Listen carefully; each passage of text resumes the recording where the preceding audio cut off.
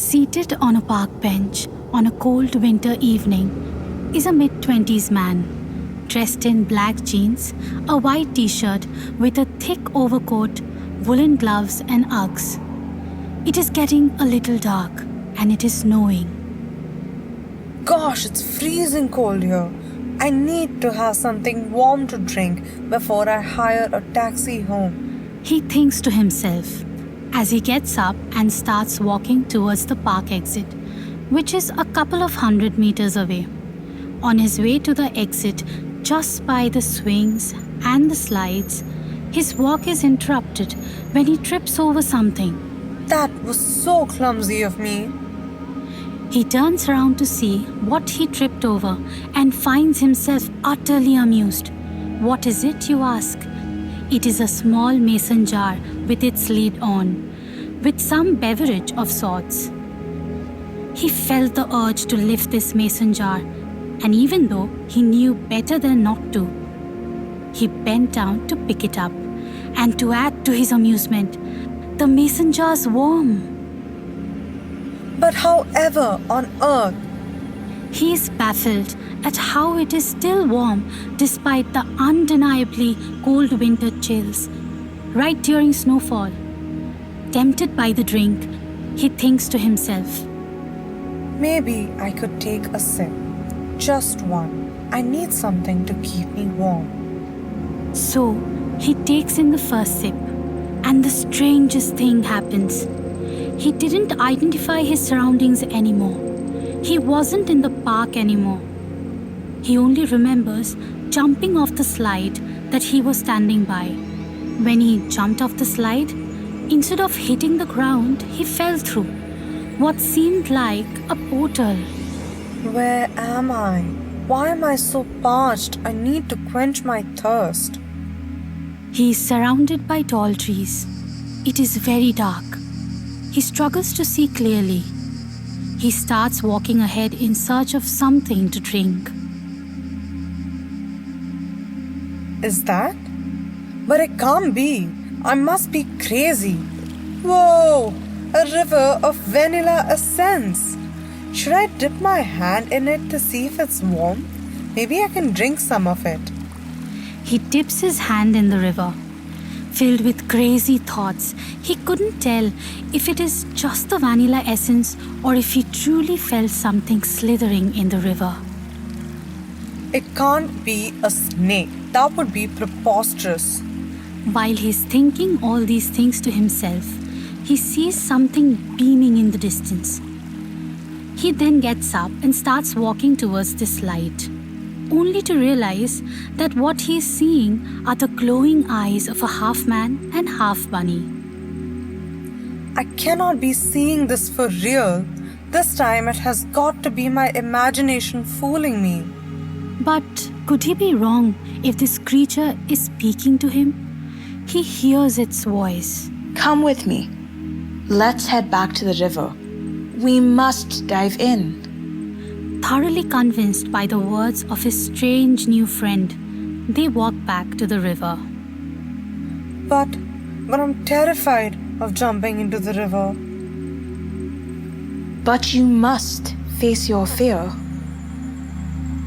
Yet again, enchanted by the words of his friend, he dives straight into the river, which was a portal back into reality. He suddenly finds himself standing in the park once again, with the mason jar in his hand, realizing the sip he had taken was gulped down. I have discovered an elixir.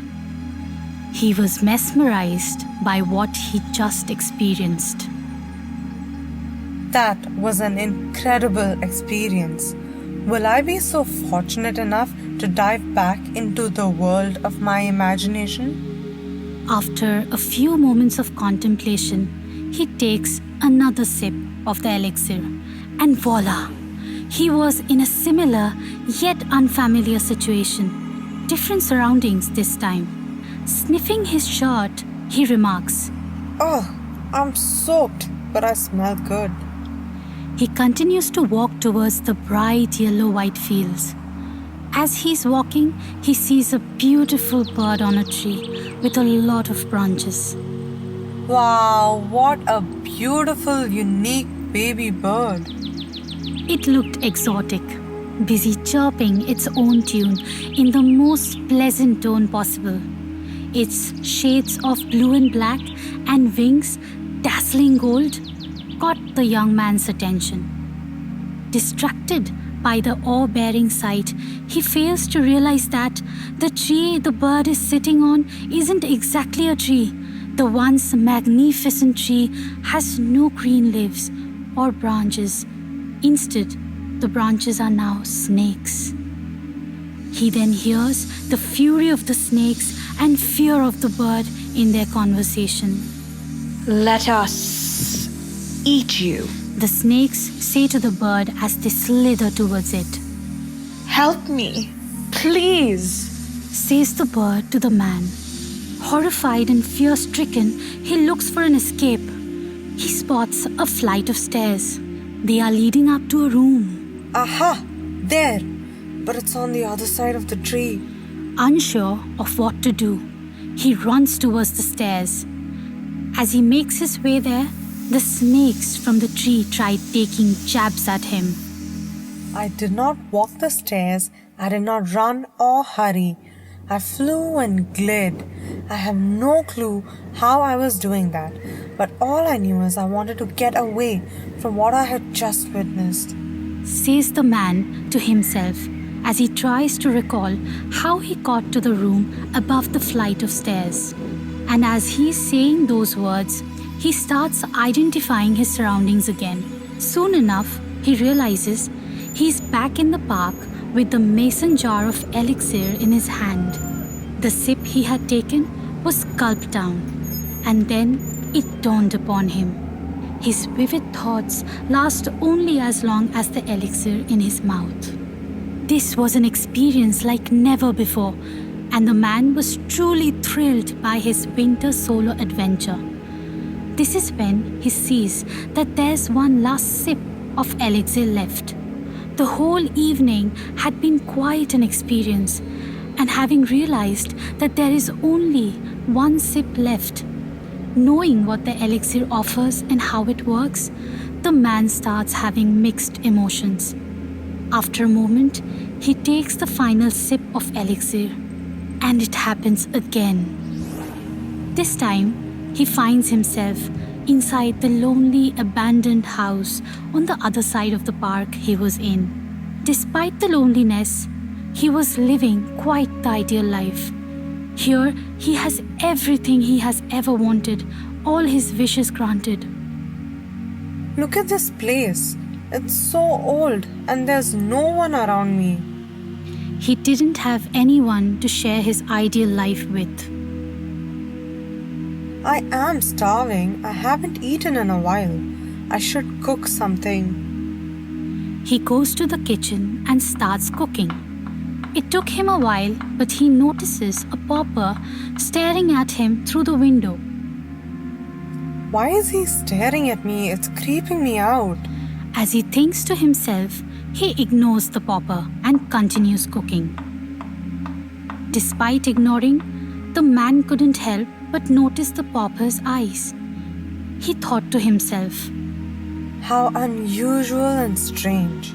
This person has the eyes of a celestial being. I must take a closer look. Amused by the pauper, the man steps out of the house and walks towards him. As he got closer, he sees that this person was indeed a celestial being who was just hoping to have food offered as an act of charity. Seeing this, the man thinks, Will I be blessed with more fortune if I do offer food to this being? The moment he had that thought, he knew greed got the better of him in his ideal world. The epiphany made him want to come back to reality. I can do this. I need to return to my real life right away. As he says this, he quickly tries to focus on gulping. He knows that he needs to gulp the elixir to end all of this. Slowly, he sees himself in his actual surroundings. everything started looking familiar. He can see the slide where he tripped. He sees the pathway towards the exit of the park. He is now back to his reality. He quickly shrugs and shakes off the experience, discards the empty mason jar which once had the elixir, and walks out of the park, where he finally hires a taxi home.